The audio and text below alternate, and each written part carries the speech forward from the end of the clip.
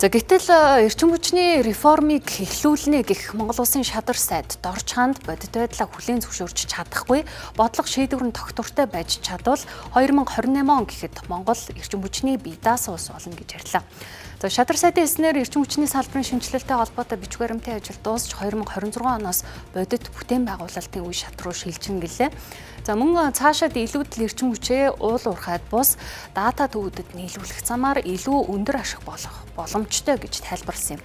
За гэвч өнөөдрийн бодит байдалд эрчим хүчний хомсдол үргэлжилж хэрэглээний оргил ачааллыг дотоодын их усүрээр бүрэн хангаж чадахгүй хэвээр нь за дээрх мэдээллүүд бодит хэрэгжилтээсээ хэр хол байгааг харуулж байгаа. Дор чанд өнөөдөр улс төрөөс явна уу үгүй байх уу? Тэр бол нэг чухал асуудал биш.